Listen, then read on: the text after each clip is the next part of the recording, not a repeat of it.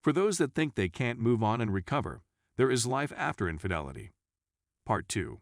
So after 5 years of NC with her, I'm returning with some fresh information on how the encounter with C went, and boy, did things get a little dirty. And I went to her parents' place for a celebration of her young cousin. It's your birthday. I couldn't figure out why she was so happy at first, but he was her favorite cousin, and he taught her how to play the piano, so I think she wanted to show him off. The man was also really cool and a beast on those keys. The party was fantastic, and everyone was having a nice time.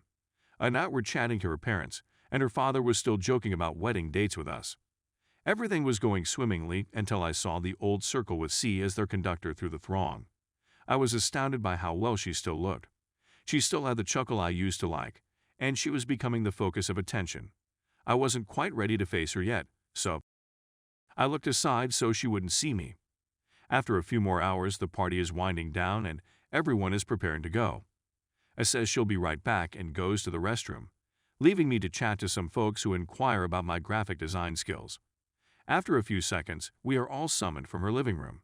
C and R are having a screaming battle on the backyard patio, almost coming to blows, all while their older sister is attempting to calm them both down. C begins ranting on about how I was taken from her and how I had no right to pursue me since sisters don't pursue one another's lovers. Then you should have left your legs closed, I yelled back. C shoves her elder sister out of the way and tries to swing at her, but blocks it and was ready to knock her down until I stepped in between them. This was plenty for me. I was sick of witnessing the lady I loved and her ex, her sister, at one another's throats. This stuff was coming to an end. I pushed it to the side, checked A, and shouted at C. What the hell is wrong with you? Hello, this is your little sister. She suddenly broke out of it, and as she looks at me, for the first time in years, she whispers, her voice quivering, you came. From the living room to the garden, everyone's gaze was fixed on us. I felt terrible for their parents because they were so ashamed. Her eyes welled up, and she requested if we could speak about it. I knew there was no turning back, so I immediately said okay, but only on the condition that it remained with me. She attempted to explain that she wanted us to discuss alone, but I told her that this was not going to happen. Either she stayed or I walked. It didn't make a difference to me. I wanted it to remain since I don't have any secrets to tell her. She had opened up to me so much that I couldn't keep her out of this, not with her own family. She is now a member of my family, and she deserved to be a part of this. We made our way to the pool area when the conversation started as follows. So, what's the deal? C. You're in excellent shape. Blue was always your favorite color, and it still is. It's wonderful to see you once again. I'm not going to fall for her trap, but I'll be nice. Thank you very much. What exactly is going on here? What exactly do you want? C. I understand that I don't deserve anything from you, but I just wanted you to know that I had been thinking about what I had done to you for a long time. You were so kind to me, and I completely botched up the situation. Believe me when I say that I have no clue what I was thinking when I did what I was doing. Me? That's an obvious lie, and you're fully aware that you're telling it. C then starts to shake and moan, and ultimately stops. C, I'm not sure how much of this you're aware of, but App and I were married and had a kid. I gave her the name because I thought it was appropriate. I was starting to become agitated. After 3 years of marriage, we spoke about the name we'd like to give our first son or daughter. Elkin, if you're a young buck. If you happen to be a female, I grew up with an aunt named, who was a big fan of C when we were little. Even was taken aback by the fact that she continues to name her kid after my grandmother, which caused me to get enraged for a time. I have a sneaking suspicion that C did not tell the baby's name to her family before giving her away. I felt a warm embrace around my hand as I stroked it. We looked at each other for a moment before C cleared her throat and gave her sister a scathing gaze. C, how is it that she is still here? This is just between the two of us. We don't exist in the first place, believe it or not. And I have been dating for a year and 2 months. The 3 years I spent with you were nothing compared to what that meant to me. I turned to gaze at her. She is just wonderful, and I want to have a long-term relationship with her. I was sobbing and grinning at me, and she was grasping my hand strongly in her hands. It felt a bit uncomfortable, to be honest. Whatever you say to me, you also say to her, so be careful what you say. See, she's had a thing for you for a long time. She used to write love poems and read them to her stuffed animals while you pretended to be at home, which was very entertaining. No, you're not supposed to be with her. You're supposed to be with me instead. Me? Smiling at her. You wrote poetry about me, didn't you? Do you mind if I have a look? They're really lame, a heated face said. Me? Please allow me to serve as the arbitrator. We are being cut off by C. Look, I know you're conspiring with her in order to damage me, and I'm going to take you out with an eye for an eye. Is it possible for us to just restart, you with my sister, and me with Ab? I'm feeling a lot better right now. Please accept my sincere apologies for making such a dreadful error. I'm just a normal person. People make errors, but I've learned to be a better person as a result of my blunders. I'm certain that I can restore your trust.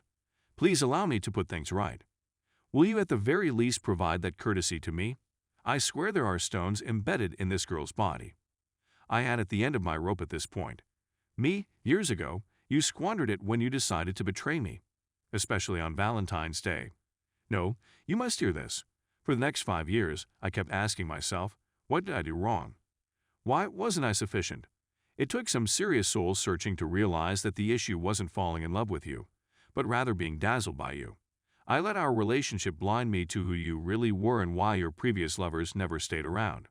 You're completely depleted, always yearning for someone to fill that empty glass within you. You've never found out what you're looking for. I'm not going to be another pouring into your glass. I honestly thought seeing you would be more difficult than this, but I no longer care about you. I spent a lot of time with new people, new activities, and new locations to help me recover. We had a good time, but we've grown apart. I don't recognize the girl I grew up with when I look at you. Just someone who has to get their act together. I've discovered my one and only, and the letter is A. I adore your little sister, and I'm hoping that one day, when the moment is perfect, we'll get married. Do you want to make amends with me? Be a more responsible sister. Stop fighting and get your stuff together. You were once her hero. Begin by attempting to recoup those points, and then go from there. C was in tears and trembling like if she had been hit by a bomb. She knew right then and there that this was the end of whatever reunion she had planned. She was attempting to say something, but she eventually sealed her lips and nodded her head to me as if accepting it. She then requested to talk with her alone and summoned her eldest sister. As a result, I gave them some room. All of the sisters sobbed and held each other. At the conclusion, I believe they finally reached an agreement. Their mother, who was watching them, looked at me with tears in her eyes, grasping my hand, and began thanking me.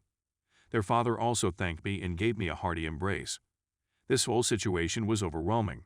I sobbed in my arms when it was finished. She continued thanking me and said that C had given us her blessing and that she loved me. She also asked if it was okay if she remained with her sisters, at home with the family for a bit, stating they needed to finally completely catch up, to which I replied that it was okay. She urgently needs this. I instructed her to call me when she was ready. Those poems are still owed to me by her. I finally came home to write this.